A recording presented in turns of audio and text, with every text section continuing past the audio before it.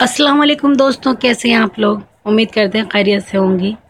तो सबसे पहले आज हम लोग बात करने वाले हैं गज़ल से मुताल्लिक़ जो लोगों ने अपने क़ौल पेश किए हैं, मुख्तलिफ़ उलमा ने जो अपने अक़वाल पेश किए हैं उनके बारे में बात करेंगे।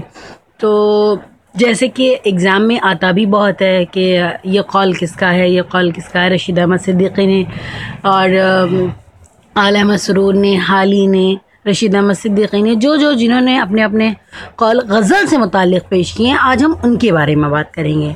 तो शुरू करते हैं। सबसे पहले हैं कौल रशीद अहमद सिद्दीक़ी, गज़ल जितनी बदनाम है उतनी ही मुझे अज़ीज़ है। दूसरा, शायरी का नाम आते ही मेरा जहन गज़ल की तरफ माइल हो जाता है। गज़ल उर्दू शायरी की आबरू है। थोड़ा इसमें गलत हो गया है। उसके बाद हमारी तहज़ीब गज़ल में और गज़ल हमारी तहज़ीब में ढली है। दोनों को सिमत व रफ्तार, रंग व आहंग, वज़न व वक़ार एक दूसरे से मिला है।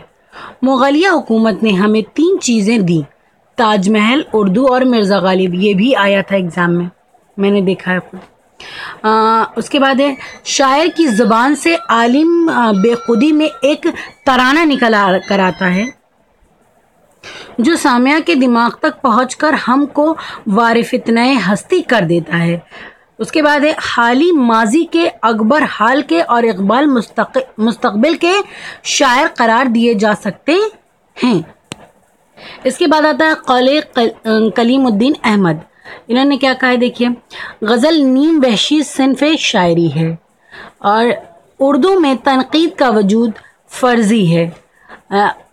अक़लियत का क़याली नुक्ता है या माशूक़ की मरहूम कमर।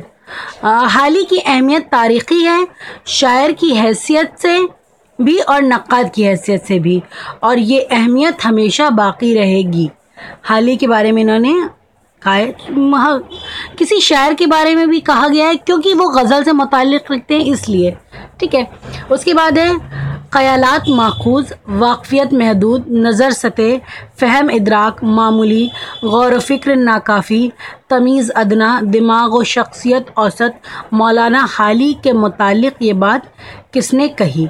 ये भी कौल आया था एग्ज़ाम में, ये भी मेरा देखा हुआ है, कलीमुद्दीन अहमद ने कही है, ठीक है। हाली के लिए ये पूछा था किसके लिए कहा है, ये चीज़ भी ध्यान रखिएगा। इसके बाद आते हैं कौल आला अहमद सरूर, गज़ल बड़ी काफिर सिन्फ़ है। ये भी आता है। गज़ल नकाब पोश आर्ट और चावल पर कुल्लू अल्लाह लिखने का आर्ट है। ये भी सवाल एग्ज़ाम में आया है, ठीक। इसके बाद बात कर लेते हैं हम लोग कौल हाली। हाली ने गज़ल को बेवक्त की रागनी कहा है। गज़ल बेवक्त की रागनी या रंगीनी है। गज़ल को बूहुल होश व सतह ख़यालात का पुलिंदा हाली ने कहा है। इसके बाद है गज़ल इंतहाओं का सिलसिला है। गज़ल शायरी नहीं इतरे शायरी है। ये फ़िराक गोरखपुरी का कौल है, ठीक है। गज़ल इंतहाओं का सिलसिला है, गज़ल शायरी नहीं इतरे शायरी है। सादी हमारे लिए था, हाली हम में से है। कलाम हाली में कलाम सादी की जैसी मुकम्मल अक्कासी पाई जाती है।